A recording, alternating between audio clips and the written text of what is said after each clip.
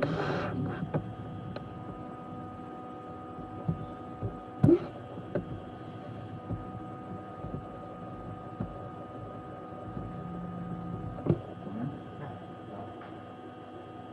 warahmatullahi wabarakatuh. Perkenalkan, nama saya Puri Ibu Fernanda. Di sini saya ingin menjelaskan PPT tentang osteoporosis. Saya kuliah di dalam studi Politeknik 1986, prodi D3 Keperawatan Belitung. Baik, langsung saja kita jelaskan tentang osteoporosis. Apa itu osteoporosis?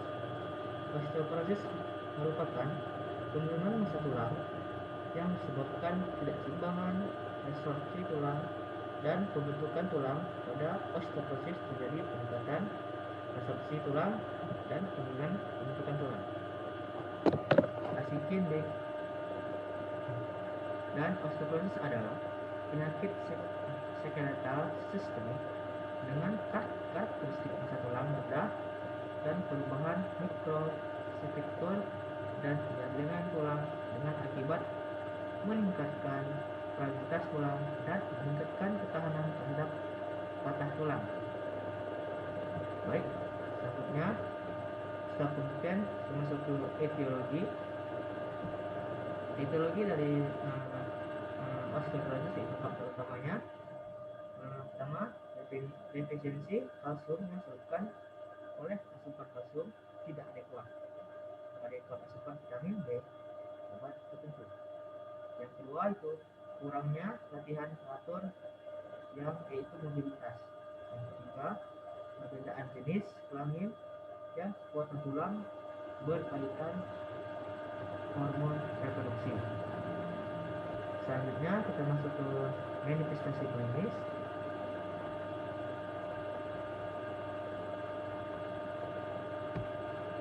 Manifestasinya itu kepadatan tulang berkurang secara perlahan sehingga osteoporosis tidak menimbulkan gejala pada beberapa penderita.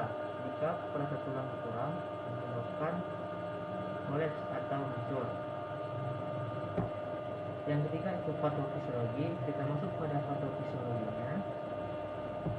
Patofisiologinya dalam keadaan normal, proses respirasi, proses resorpsi dan proses pembentukan tulang terjadi terus menerus dan seimbang.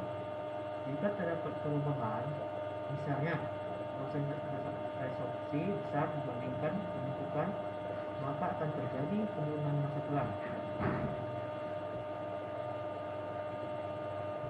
Baik, selanjutnya kita masuk ke pengkajian.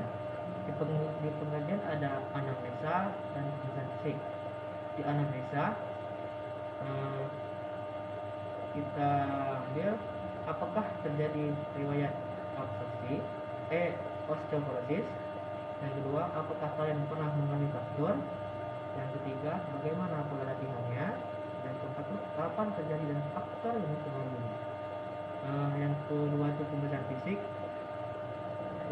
Pemeriksaan fisik di sini kita memeriksa nyeri sendi, penurunan tinggi badan, gaya berjalan bungkuk, kelemahan otot, mobilitas, dan adanya psikosis. Yang kedua itu diagnosa perawatan atau masalah perawatannya.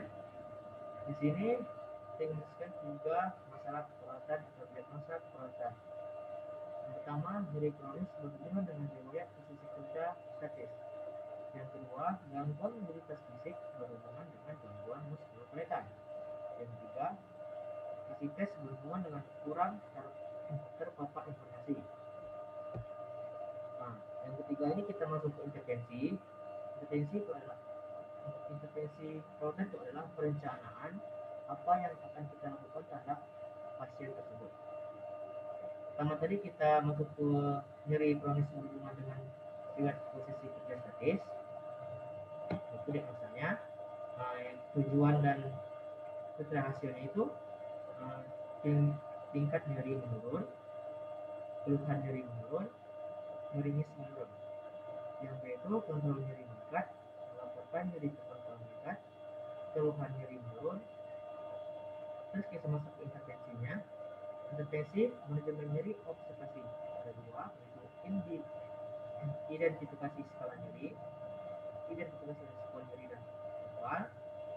Terus yang kedua tuh selanjutnya terapeutik ada dua, fasilitas istirahat tidur, edukasi, jelaskan penyebab dan pemicu.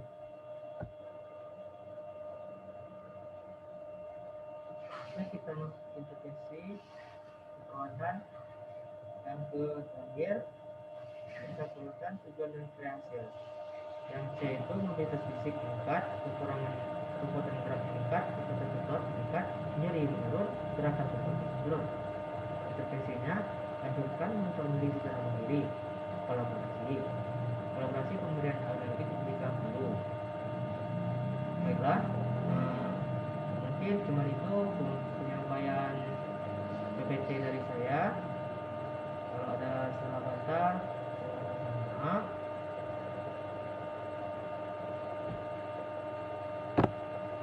Karena kesempurnaan dari Allah Subhanahu wa Ta'ala.